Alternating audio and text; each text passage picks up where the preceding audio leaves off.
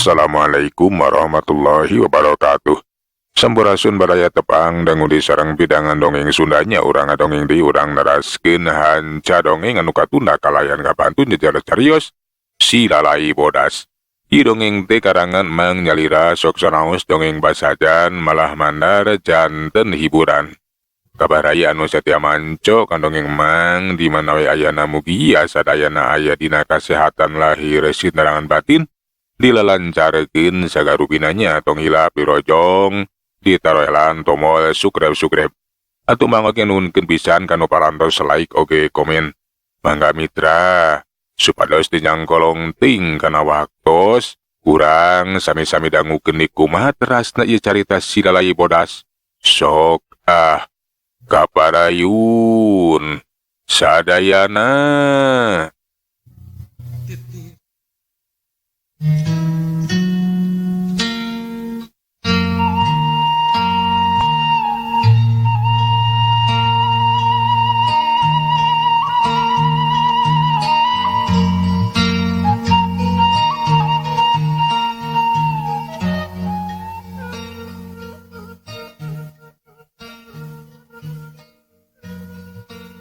Corelat nyaho-nyaho si non teges aya di hareupeun dua urang upas langsung ngabagikeun panarajangna jalabet jabrot jagu ukur ku sagabarakan dua upas nu ngajaga panto panjara teh geus nalamru dina kayaan kapiuhan teu inget di bumi alam. Si enon laju we ngaraharahan saku baju eta dua urang upas meureunana arek neangan kunci kurehe manggih kunci. Atuh geus kitu mah si non teh nyobaan dipake muka pa lawang panjara kulutrak panto teh kiwari manggeus muka. Meme asup ka jero panjara si non teh ngasupkeun eta dua urang upas ngarahan teu curiga cenah anu sejenna. Mitra kaum dangu sabada ngamankeun eta dua urang upas. Non kitu ti leumpang merhatikeun kayaan di jero panjara tatempo rohangan penjara anu ngacecer. Diwangun ku caruci besi, mitra kaum dangu barang ditempoan detetela tekah sampak aya Tuan Yansen lebah dinya mah. Eueuh pangeusina, si non teh terus mapai-mapai nepikeun ka tungtung eta rohangan, basa nepi ka panjara anu pangtungtungna bre kasampak di jerona teh aya nu keureut kul. Si non teh meuni bungah lantaran jelas nu jero teh lain sasaha tapi bapana nyaeta Tuan Yansen. Pon kitu di Tuan Yansen manehna teh anu keur cicing di jero panjara teh rada kaget lantaran aya sora jalma anu leumpang ngadeuketan ka lebah dinya. Barang direret teh lah make baju sarua bodas jeung deui make taragos bodas sagala rupa. Nah saha cenah moal kitu si lalai bodas aya datang ngajarek nulungan ngabebaskeun dirina. Basa eta nu make targos bodas teh cacarita si Tuan teh mani ngekebeg reuas nu lain dikieuna lantaran eta sora teh asa wauh. Cenah sorana teh kawas si non Keti. Janten papi titi ya papi iya abdi papi. Si Tuan sekedapan mau kur molohok we mitra asa can percaya kana dedenganana cenah eta teh sorana si non Keti. Berijeng papih-papihan sagarupa bet asa ku pamohanan lamun si non teh aya datang ka lembur panyingkiran berijeng bisa nembus asup ka jero panjara sagala rupa. Ini Keti papi, ini Keti. Dah leres ieu teh Nyai. Leres pisan telepat abi di Keti dongkap ka dieu pugu ngahaja bade ngabebaskeun papi. Kituna teh bari ngabedoa bebenul kunci anu nulakan eta panto. Berat benang di bedoa kiwari mah panto panjara teh geus muka. Puguh we atuh si Tuan teh mani ngecolohok di wae teh sangga. Tapi raku cenah eta si non Keti anu bisa ngabebaskeun dirina. Kunci besi teh bisa dibedoa. Mitra kaum dangu sakadapan masih Tuan teh henteu waka kaluar ti jero panjara. Tapi ukur merhatikeun we nengat-nengat kanu pake baju sarua bodas. Nah leres ieu teh Nyai Keti. Ta anu salaresna. Mitra kaum dangu sinon Keti telajwe muka tergosna bre bener katempo jelas. Sanajan kayaan remeng-remeng, tetela anu make baju sarwa bodas teh bari jengges ngabadol. Kunci teh tayalian ti si non Keti.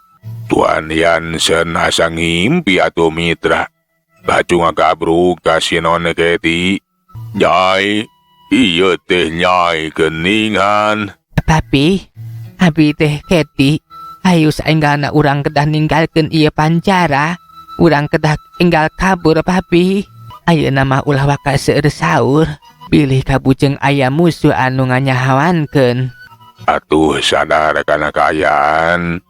Dua nanti kudu sagancangna kabur ninggalkeun eta patempatan si Tuan Yansen atuh kuragiruwe nuturkeun si non Keti kaluar ti jero rohangan panjara.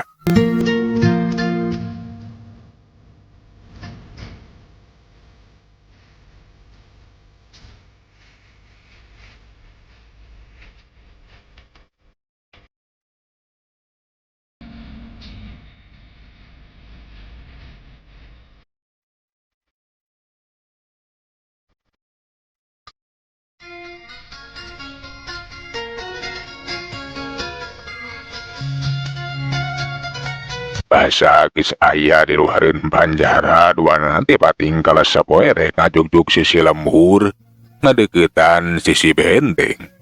Kadenge sora anu dar-derdor kawas sora bedia ti para upas atawa para serdadu anu keur moro monyet. Si Rabun anu ngahajanyieun kaributan hari perhatian musuhna. Ngarah dunungan hate nyata si Enon laluasa luput tina perhatian musuhna. Mitra kaum dangu urang caturkeun di luareun benteng. Aya dua cirim anu pating balesat pating jorelat ngadeukeutan ka sisi benteng. Geus kitu mah laju pating tarekea naek kana luhureun benteng. Sanggeus aya di luhureun benteng dua teh merhatikeun kaayaan. Nah aya serangan ti mana nya? Mani pahibut kitu tuh. Kawas anu keur perang bae. Nya, nah aya serangan ti mana tuh nya? Euy, nah ari maneh sakulieur. Itu mah lain keur perang deuleu. Tuh tempo tuh kalumpatan. Kawas keur moro. Ai keur moro naon nya? Nyawa sidikeun kamari itu tuh. Tara jelas.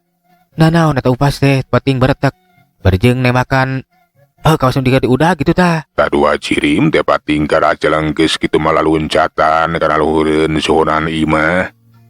Hayang jelas nah naon cenah nu keur diudag ku para upas atawa para serdadu teh. Barang disidikeun tetelan udag-udag teh tajalian ti monyet gede. Monyet geningan nu keur udag-udag ku eta para serdadu teh. Alah, sugan teh jelema make baju sagarupa euy. Nya geuning eta teh monyet gede, kelek-kelek. Aing mah asa wawuh euy kata monyet teh. Moal gitu monyet anu kungsi adu hareupan di leuweung. Nya, papakean ge sarua, jeung gerakan ge kitu pisan. Sagede kitu di monyet teh. Nah atunya eta monyet teh bet aya di dieu jeung keur naon deui? Ngayakeun kaributan di dieu sagarupa. Sing horeng si mana horeng anu duaan teh tajalian ti si Darja si lalai bodas jeung si Sudira si lalai hideung. Anu kara tepi ka eta lembur panyingkiran. Atuh si Sudira teh maneh kaget na bener cenah eta monyet teh. Anu kungsi adu hareupan jeung si Darja alias si lalai bodas. Nu bener maneh teh lalai bodas. Nah wawuh ka eta monyet teh. Alah, bener hebat eta monyet itu. Sakitu ditembakan, tapi bisa ujelang-ajelang we nyingkahan pelor. Bari jeung loba upas nu pating koceak. Loba serdadu anu nalamru. Alah, bener-bener hebat eta monyet teh. Pasti monyet kitu mah aya nu bogana. Aya anu ngukutna. Nya bener. Pasti eta monyet teh aya anu ngukutna, aya nu ngalatihna. Boa euy. Eta monyet tetangna ka dieu teh jeung anu bogana. Pugu aing ge penasaran. Hayu euy, urang teang. Susuganan atuh panggih jeung anu bogana. Saha eta nu bogana teh? Jeung susuganan bae aya hubunganna jeung si non Keti. Kapan bahasa aing ngerek neangan si non ketina pikeun ka pileuweungan teh. Tapakna leungit di eta leuweung.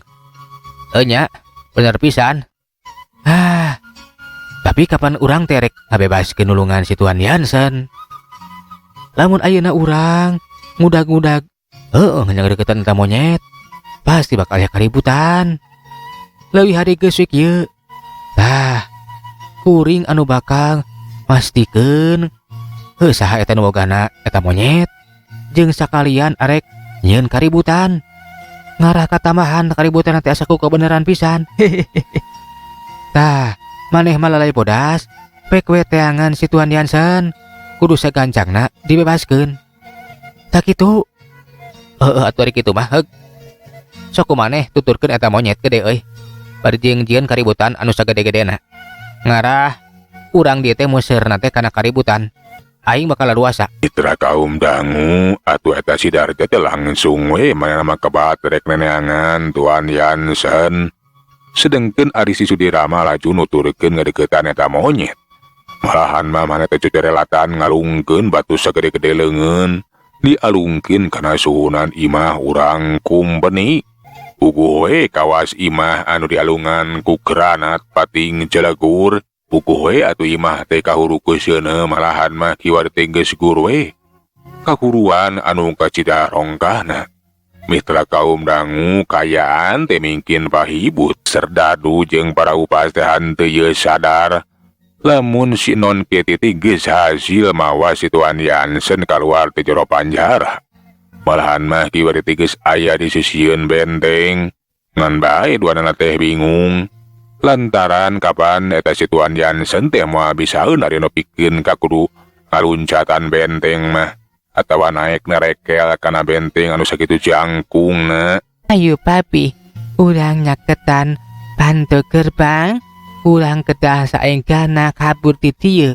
Meungpeung kaayaan teh nuju riweuh, urang duaan luput tina perhatosan musuh. Leres pisan mangpang meungpeung ka dieu teh nuju aya serangan, kaayaan nuju rariweuh nuju raribut lah. Si non jeung si Tuan Yansen teh manila luas atuh ngadeukeutan ka panto gerbang eta benteng. Basa geus deukeut ka panto gerbang eta benteng. Teka sampak aya jalma saurang-urang acan da puguh ge atuh kawara serdadu jeung para upas TKW oge bermuser we di tengah lembur lantaran kayaan teh riweuh ku kahuruan jeung deui anu keur moro monyet gede. Panto gerbang anu kacidatohakan teh dijejek we ku dampal suku si non keti yuk jabrot brah. Panto gerbang teh nepikeun ka amuradul. Di dieu si Tuan teh geus colohok kaget we ningali kahebatan nu cari anakna cenah kiwari mambet boga pangabisa anu luar biasa. Dengar tina pangabisa ti mana? Moal kitu saya leungit teh si non teh bet narima ilmu anu sarupa kitu. Mitra kaum dangu si non teh laju ngajakan si Tuan sagancangna we kaluar ti jero benteng. Ayo papi, urang kedah saenggana ninggalkeun ieu benteng. Nya hayo, Nyai. Mitra kaum dangu sakara oge sababaraha lengkah kaluar ti panto gerbang. Aya sora anu cacarita bari ngancam-ngancam. Berhenti, jangan coba-coba melarikan diri dah. Puguh we si non jeung Tuan Yansen teh mani kaget. Tuana teh meh bareng ngabalikeun awakna bre ka tempo. Anu cacarita teh daya lihan ti Letnan Regen kairing ku anak buahna. Cilaka urang parantos ka bendak. Titela parantos ka nyahoan lamun papi tos teu aya di pancara. Tangtos urang tuaan bakal dicangkalak. Nang ulah sieun papi. Papi kedap tiasa ngaloskeun diri. Saya nama pami aya kasempetan. Papi saenggana nyumput di pari ditu di pengkerta tangkalan. Abi bade nyang hareupan eta si kurang ajar. Bahaya Nyai. Langkung sae papi masrahkeun diri. Papi alim Nyai cilaka. Sing pecanten ka abdi papi. Nyai bakal tiasa mayunan musuh. Kituna teh Si tuan teh disurungkeun ka tukang tolonjong atuh ngadeukeutan tangkal kai anu kacida gedena. Sora bedil kadenge dibekaskeun cedor si tuan teh manehna nyingcet laju nyumput di tukangeun tangkal kai. Pon kitu deui sinon ke di basa nempo pelor pati ngecariwut laju awakna teh ngacorelat ngacaul ka luhur kalayang dina gerakan heulang hibar. Geus kitu mah nyirorot ka handap bari narajang ka para serdadu Walanda. Geapruk kalaprak puguh we atuh. Eta para serdadu Walanda teh pating koceak pating karoak. Bari bedil nanti geus lalesotan leupas tina cekelanan. Tuan Jansen basa nempo eta serdadu Walanda geus hanteu ngabedilan da puguh geus raceleng atuh ditarajang ku sinon. Laju si tuan teh manehna teh lumpat ti kajauhan eta tangkal kai. Ngan bae. Si Letnan Regen basa nempo Tuan Jansen rek ngarolos ninggalekeun eta tangkal. Laju manehna teh nodongkeun pistolna. Memeh pistol dibekaskeun. Aya batu leutik anu ngapalatuk kana pikelang leungeun si Tuan Regen. Palatuk koceak.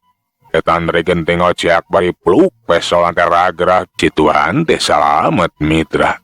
Sinon ketiga manehna nu tadi ngaranjuk kaget lantaran sareret basa manehna keur narajang ka musuh. Ningali bapana teh arek ditembak ku Letnan Regen. Sinon teh geus ngalanyap we hatena inggis bapana teh ngaranapan cilaka. Ngan bae sabada ningali Letnan Regen ngoceak bari jeung pistolna ragrag. Tang duit cenah geus aya jalma nu mihilaan narajang nulungan kanu jadi bapana. Barang di teangan saha jalma anu geus nulungan bere katempaya cirim anu ngacorelat. Eta jirim teh make baju sarwa bodas kawas dirina. Moal kitu eta teh silai bodas. Kitu cenah deuk sinon keti teh. Tung wae, kapucing aya anu nulungan. Nah saha eta jalmina anu nulungan teh? Geningan make baju sarwa bodas, pon kitu teh ditatagos bodas sami sareng abdi. Wah boa, eta teh silalai bodas. Mitra kaum dangu, Letnan Regen teh indit kadinya nate hanteu saurang tapi dibaturan ku anak buana. Dianti para sardadu aya oge para jawara. Malahan masih kemrung ge aya nuturkeun. Sanyana eta Letnan Regen teh basanan palaporan ti anak buahna. Lamun ka jero panjara teh cenah geus aya nu nyusup malahan manggeus hasil ngabebaskeun si Tuan Jansen. Laju ngajakan anak buahna bikeun ngubar-ngubar ngudag-gudag eta Tuan Jansen sekaligus nyangkalak jalma nu geus kumawani nyalametkeun ngabebaskeun si Tuan Jansen. Mitra kaum dangu, basa nempo si Letnan Regen aya anu narajang pon kitu daya anu narajang ka para sordadu nyata make baju sarwa bodas. Tetela gening cenah nu make baju sarwa bodas daya duaan. Atuh Letnan Regen laju marentahkeun ka para jawara ka asup si gemlung pikeun nyangkalak eta silalai bodas. Tapi mana cenah lalai bodas anu sabenerna? Nah gening cenah ayeuna mah aya duaan.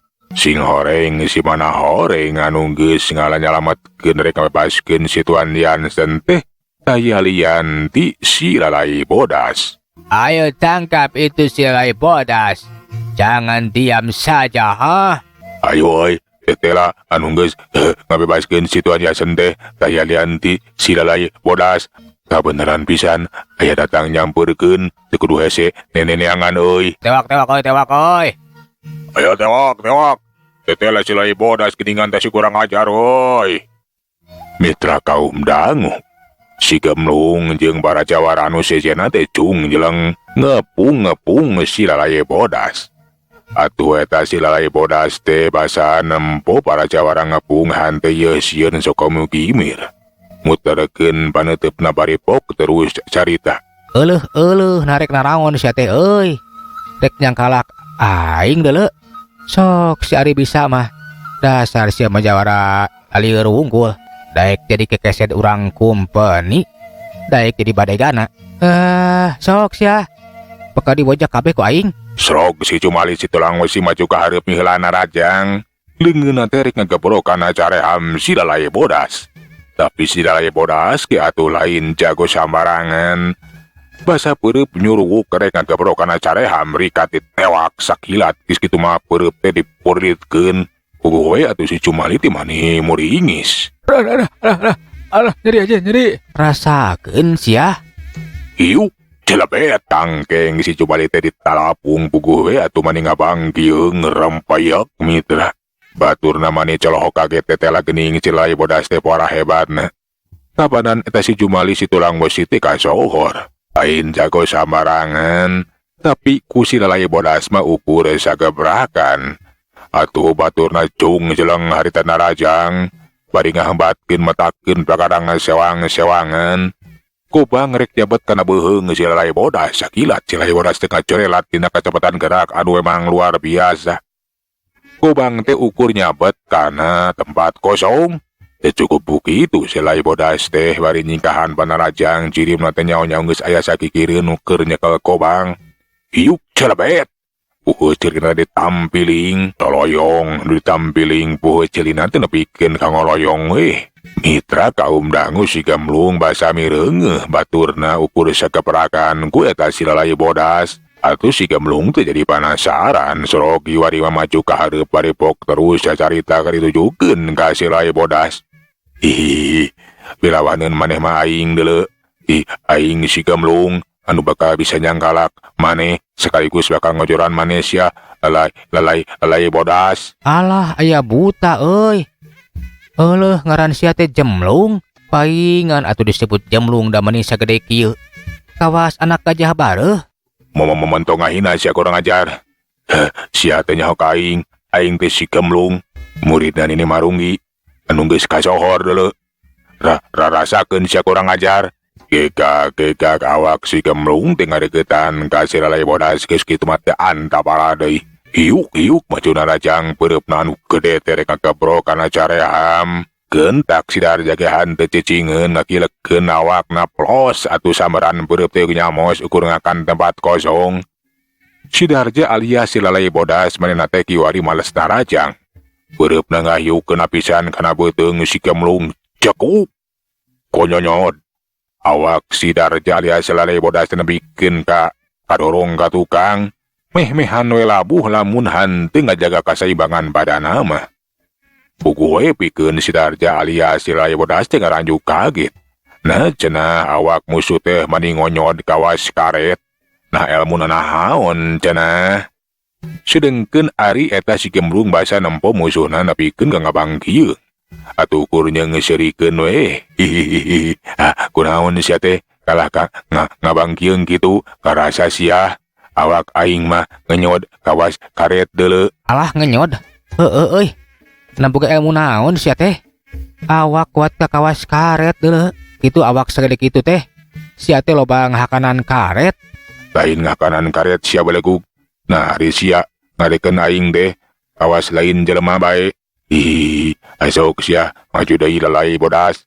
Gerak ketrukeun sakabeh pangarti jeung pangabisa maneh teh. Anu cenah maneh teh hebat euy. Can aya jago jeung jawara anu mampu nyangkalak maneh. Tapi keur aing masih Gemlung. Sia teh moal aya naonan deuleu. Ulah waka sombong sia buta euy. Sana naon? Sok sia urang teruskeun tarungna. Asok kita buktikeun ulah kalah kang ngomong sia lalai bodas. Corelat kalayang si lalai bodas Kiwari mihlaan majuna rajang. Pereupna rek ngagabro Kiwari mah kana careham eta si Gemlung awakna bari ngalayang teh pereupna dikeuna pisan kana pipi cekup. Konyonyod kalayang awak si lalai bodas teh ngalayang ngajaul ka tukang. Tetela geuning sarua pipina teh mani ngenyod. Teh jauh beda jeung beuteungna anu budayut. Mitra kaum dangu si Darja ningali kitu mah atuh kaget. Nah lamun nahaon cenah dipibanda ku eta si Gemlung teh. Si Gemlung Kiwari mah maju we ngadeuketan gegak. Bari peureup teh ngahiuk rek neunggeul ka si Darja. Sakala ieu mah ku si Darja teh hanteu disingkahan hayang nyaho cenah. Nepikeun ka mana kahebatan musuhna teh barang beureupeun pisan kana careham si Darja jabrot. Giliran si Gemlung Kiwari manu ngaranjuk kaget lantaran musuhna teh tagen we kawas batu karang teu ungut kalinuan hanteu kedaganginan. Mitra kaum dangu si Darja kiwari anu nyengsirikeun. Kalah kawe siap ureup sagede kalapa. Tetela geuning eueuh tanagaan. Aing hanteu kuna naon jurig. Nah sia teh aya ku teas-teas teuing piraku sia teh lobang hakanan batu euy. Ku kituna awak sia teh teas. Ngarekeun aing naon bae. Piraku atuh aing hakanan batu deuleu. Lamun aing hakanan batu membeureun modal age semen. Hihihihi. Sia. Aing oge sia lamun disangka ku maneh ngahakanan karet mah deunan podol aing teh jadi tali kolor deuleu atawa karet geulang. Geus ya. Montong ngacapruk ka mana wae. Asok geura buktikeun. Ayeuna mas, urang teruskeun di tarungna.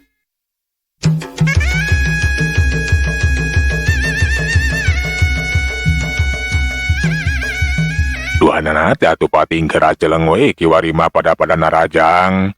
Pikeun si lalai bodas pon ning kitu deui si Gemblung. Duhanana teh can aya anu pada kasoran datar jajater lantaran pada sarua kuat. Ureup si Gemblung lamun keuna kana awak si Darja atawa si lalai bodas teh hanteu kerel-kerel. Pun kitu deui peureub si Darja lamun keuna kana sasaran. Si Darja teh mani ngabangkieung ka bawah ku tenagana sorangan lantaran awak si Gemblung teh nganyod kawas karet. Saeulaanan madurana teh pada ngatureng hapa napasna bari merhatikeun kana kalemahan musuh. Nah naon cenah kalemahanana? Pikeun si Darja ge teu ngartina awak musuh teh bet ku nganyod teuing. Nah boga emu kawaduka naon cenah? Ai kakaraeun teuing aing mah nyang hareupan musuh. Anu awakna sakitu ngeperna nya nganyod kawas karet. Alah. Lamun aing musirkeun sakabeh tenaga jero neunggel kana awakna. Tangtu aing bakal kabantingkeun. Alah kumaha atuh nya euy? Pikeun ngungkulan eta si buta. Tetela eta si lalai bodas teh awakna wadal. Asa ku teas teuing. Tenaga aing hanteu mampu pikeun nembus ka wadukanana. Nah boga ilmu nanaon. Moal kitu boga ilmu batara karang ieu bangkeluk teh. Halah, cilaka lamun kitu mah. Ieu musuh teh tetela wadal. Hanteu gampang kitu wae ku aing beunang dicangkalak. Duanana teh ukur pating gerentes we sajeroning hatena. Dina kaayaan kitu. Kana punuk eta si Gemblung teh anu kalaprak narajang nu tajalian ti si non Keti anu geus hasil ngarubuhkeun para serdadu kalaprak jabrod bangkiung kalayang. Si non Keti ngaranjuk kaget lantaran musuhna teh ngeper nganyod kawas karet mitra. Aya nu ngabaledag kana bonggong aing. Mabongohan sia kurang ajar aya nah geuning. Nah ieu teh lalai bodas aya duaan. Nah manan nu sabenerna sia si Darja oge sanyana mah panasaran. Nah saha cenah eta jalma teh make baju sarua bodas sagala rupa sarua jeung dirina. Mitra kaum dangu eta si non Keti nu bieu narajang teh manjuhkeun tangtunganana. Bari laju ngacorelat tina rajang nyobaan kadua kalina kan hilang kawas arek nyakar mangsa. Barang cakaran-cakaran si non keuna kana beuteung si Gemblung. Pikeun si non teh ngaranjuk kaget lantaran hanteu bisa nembus awak si Gemblung teh liat. Mane keketek deuleu kurang ajar. Itu nanti si Gemblung males narajang dampal syukur rek ngajajak kana awak si non Keti. Tapi rikat si non teh mainna ngalayang ka tukang. Plos atuh sambaran suku si Gemblung teh nyamos. Pikeun si lalai bodas alias si Darja mana colohok tetela gerakan. Eta si lalai bodas memarihan tetela gerakan teh mungguh cepet. Meh satatawe jeung gerakan dirina. Ai nah saha atuh eta jalma teh? Lianti papakeana sarua jeung aing. Kecepatan gerakna meh satata jeung aing. Nya, jadi penasaran. Cek si Darja bari ngadeukeutan ka eta si non Keti. Laju manehna teh tumanya bae. Nah saha kisilah teh euy? Pite non Keti. Nah ieu teh Kang Darja. Non Keti. Barang ngadenge sora si non bari nyebutkeun non Keti pugu we atuh si Darja teh mani colohok kaget mata si meuteun teu nyangka teu percaya. Lamun jirim anu aya sagigireunna teh tayalian ti si non Keti. Mitra. Waktos nageuning parantos teu nyekapan. Sakeula urang tunda jajara carita si lalai bodas duwi ka dieu urang teraskeun dina seri anu salajengna tumang salan undur. Nganuhunkeun tina sadaya perhatosanana hapuntenna tina sagala kakiran mang. Pamit assalamualaikum warahmatullahi wabarakatuh. Cak.